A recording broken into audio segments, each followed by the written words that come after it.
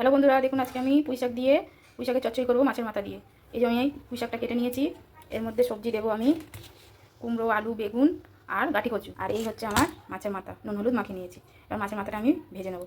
কড়াই তেল দিয়ে নিয়েছি, মাছের মাথাগুলো এবার আমি এক এক করে ভেজে নেবো। তেলটা আমার গরম হয়ে গেছে।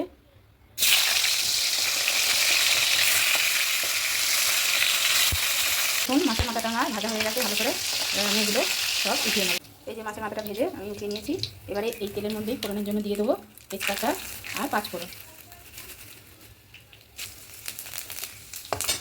এবারে আমি এর মধ্যে সবজিগুলো কেটে ধুয়ে রেখেছি, এর মধ্যে দিয়ে ভেজে নেবো।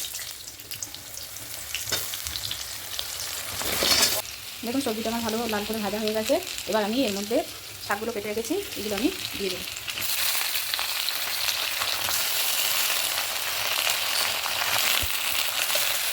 মশলা দিয়ে করে রেখেছি নুন, হলুদ, জিরের গুঁড়ো আর আদা বাটা। এটা আমি শাকের মধ্যে দিয়ে নেব। আর দেবো এই সেরা কাঁচা লঙ্কা বাটা। এবার এগুলো সবাইকে একটু জল দিয়ে আমি ঢাকা দিয়ে দেবো। দেখুন আমি এইভাবে সব মশলা দিয়ে ভালো করে নাড়িয়ে চাড়িয়ে জল দিয়ে নিয়েছি। এবার এটা কিছুক্ষণের জন্য আমি সিদ্ধ হওয়ার জন্য আমি ঢাকা দিয়ে রাখবো। দেখুন আমি পুঁইশাকের মধ্যে আরেকটা মশলা দেবো, সেটা হচ্ছে সর্ষে বাটা। পুঁইশাকটা একটু নরম হয়ে আসলে সর্ষেটা আমি বেটে নেবো, নিয়ে তারপরে সর্ষে বাটাটা দেবো। দেখুন আমি সর্ষেটা বেটে নিয়েছি। এবারে আমি এই শাকের মধ্যে দিয়ে দেবো।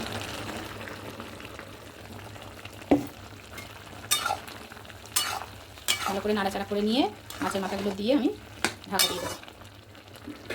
এবার আমি এই ভাজা মাছের মাথাগুলোকে শাকের মধ্যে দিয়ে নিচ্ছি। দিয়ে আমি দেখুন পুঁইশাকটা আমার জল শুকিয়ে গেছে, সবজিগুলো আমার সিদ্ধ হয়ে গেছে। এবারে আমি অল্প একটু চিনি দিয়ে দেবো, যেহেতু চচ্চড়ি তার জন্য অল্প করে আমি একটু মিষ্টি দিয়ে নিলাম। এবারে আমি নামিয়ে নেব। দেখুন বন্ধুরা, আমার পুঁইশাক দিয়ে মাছের মাথা দিয়ে ঘন্টটা হয়ে গেছে। আপনাদের রেসিপিটা কেমন লাগলো অবশ্যই আমাকে কমেন্ট করে জানাবেন। আর আপনারাও রান্না করে খেয়ে দেখবেন আর লাইক শেয়ার করবেন।